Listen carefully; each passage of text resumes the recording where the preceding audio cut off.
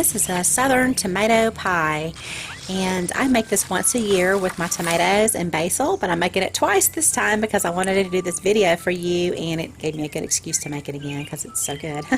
Alright, so I'm using a yellow tomato this time, which is the first time I've used a yellow tomato in it, and it was not acidic enough. You know, the yellow tomatoes tend to be lower in acid, so I don't recommend using yellow. You really need the red. I'm using a Cherokee Purple here as just a slicing tomato, and I had to remove some of that excess moisture. The seeds, you know, there's a lot of moisture around there, so I just removed those.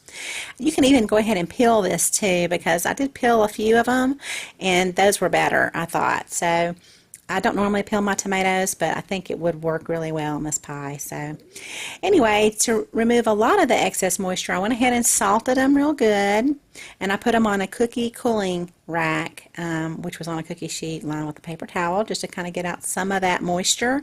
I flipped them over and I covered them, and you need to cover them for at least 30 minutes. I let these go for about 4 hours because I had other things to do. So anyway, with my little red onion, I just love these tiny little red onions. I'm going to grow like double next year. They're so good and sweet, and the rings are very tiny, so I really didn't have to do anything else with that sweet onion. Now, if you use like a Vidalia onion, I do recommend you use a sweet onion.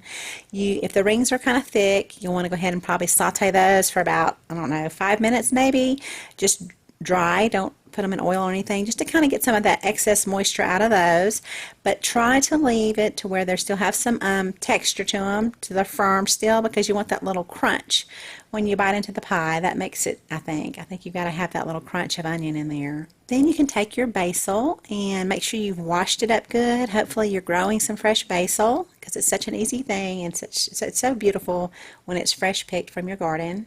Go ahead and bake your pie crust. I'm just using a store-bought pie crust, and you'll need 3/4 cup of aioli. I'm using aioli. The traditional recipe calls for just mayonnaise. If you don't know how to make an aioli, I will include a link at the end of the video so that you can make your own. Mine here, I didn't put quite as much garlic in it as I normally do, and I did add a little more lemon, so it has a little bit more of a zing to it. I put 1 cup of shredded cheese in with that, and I'm using just a mild cheddar and a Monterey. You can use a sharp cheddar if you like that. And 1/3 cup of grated Parmesan to the bottom of the crust, at the bottom of the pie. Okay, and then just go ahead and layer your tomatoes. You want that Parmesan cheese on the bottom just to kind of give the pie some structure. Okay, on the bottom. And then just put your onions on the top and your basil, your fresh basil leaves. I don't know what's too much basil. I know what's not enough, and this probably, when you see it here, was probably not enough. I love basil, fresh basil. Please use fresh basil when you make this pie. You can just cover it up to your liking. I don't really know how much I ended up using here, but it cooks down pretty good. So you will want to drop your topping just by the spoonful on your pie, and you don't have to worry about smoothing it out or anything.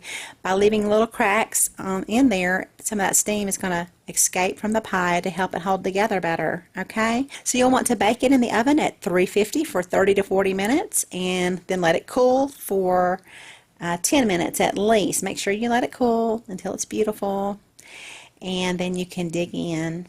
It will not last long. It's very good. I hope you can try this recipe. It's so easy. You can substitute mayonnaise if you don't want to do the aioli. Maybe add a little garlic to it. Let me know how you liked it. And thank you so much for watching. Have a beautiful day.